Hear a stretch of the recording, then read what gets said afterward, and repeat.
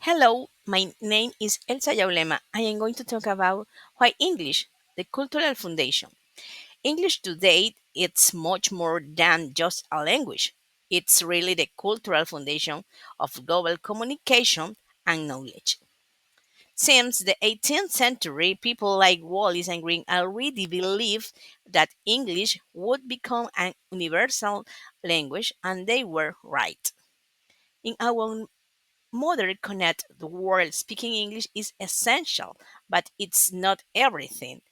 In places like the United States, we also need to know and to understand English culture. Language and culture go hand in hand. When we learn words, we communicate more naturally and effectively. There are four many reasons why culture matters. Number one, language reflects culture. Number two, communication isn't only about words. Body language and gestures is also important. Number three, cultural adjustment help us face a challenge like culture shock when living in an English speaking country. And finally, cultural competence. It's a great professional skill. So, Mandarin English is not just about grammar or vocabulary.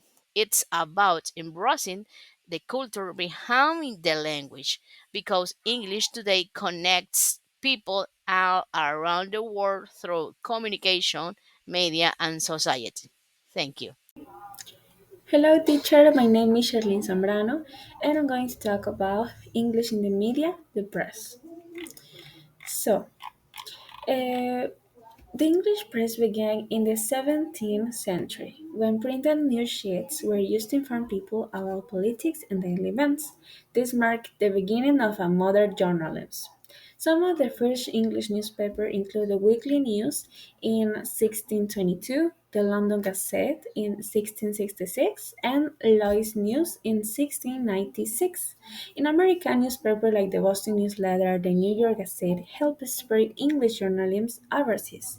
Later, papers such as the Times, the Observer, the New York Herald, and the New York Tribune became symbols of credibility and innovation. These papers shape public opinion, promote freedom of expression, spread English vocabulary and culture around the world. So, the legacy of these newspapers continues today. Modern outlets like The Guardian, The Washington Post, and The New York Times follow the same mission to inform people and defend true journalism. So, these historic newspapers were not just source of information; they were powerful tools that shaped the English language, culture, and communication across the world. Thank you. Hello everyone. Today I'm going to talk about the role of English in the history of radio. Radio broadcasting in English began in the early 20th century. One of the first pioneers was Reginald Fessenden, who transmitted music and poetry to ships in the Atlantic. Later in the 1920s, KDKA in the United States and the BBC in the United Kingdom helped establish English as the dominant language in radio. English language radio programs were not only used for entertainment but also for education. Programs like English by Radio and VOA Learning English helped people around the world learn the language through listening. Culturally, English radio spread music, literature, and values across borders. From rock and pop to interviews and storytelling, radio became a powerful tool for global influence.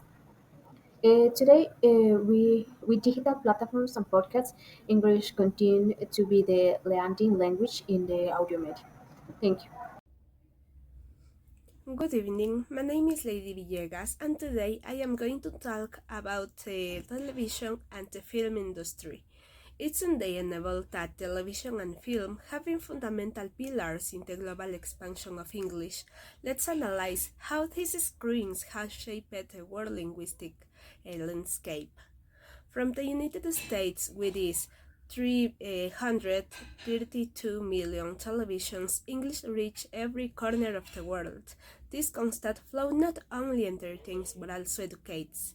88% of non-native learners improve their grammar and vocabulary thanks to this content. This influence is consolidated through film. Hollywood's hegemony ensures that over 80% of global releases are in English, functioning as a form of soft imperialism that exports its language and culture massively.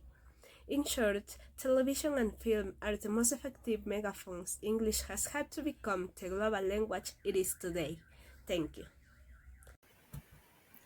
Hello, Manchester. My name is Victoria Yunda, and I'm going to talk about English in the media popular music. So, everything began in 1877 when Thomas Edison invented a phonograph, the first machine that could record and play sound. As technology advanced with gramophones, magnetic tapes, and LPs, music spread across the world with English as the first record language in history. Gradually, English popular music united people from different countries, influencing lifestyles, fashion, and even language learning. Icons like the Beatles, Elvis Presley, the Rolling Stones transformed global culture, spreading English expression everywhere. Through radio, music festivals, and in TV, English became the universal sound of modern culture, proving that music in English not only entertains but also connects and inspires the world. Thanks. Teacher, my name is Macarena Viteri, and talking about English literature has a rich story that began with the Germanic and Mediterranean peoples who invaded England in 5th and 6th centuries. They created early narratives, homilies, and philosophical works. With the Christianization of England, Latin became the main literary language during King Alfred's period. After the Norman invasion in 166, heroic poetry flourished, showing bravery and human strength.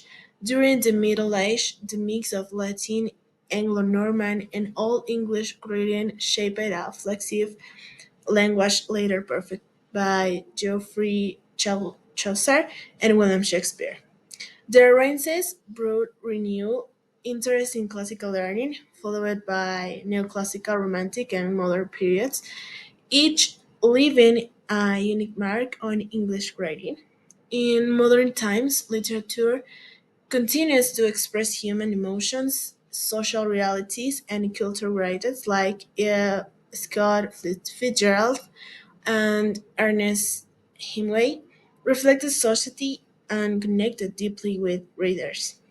Today, English literature not only entertains but also helps spread the English language and culture worldwide through books and education materials, becoming a bridge between nations and generations.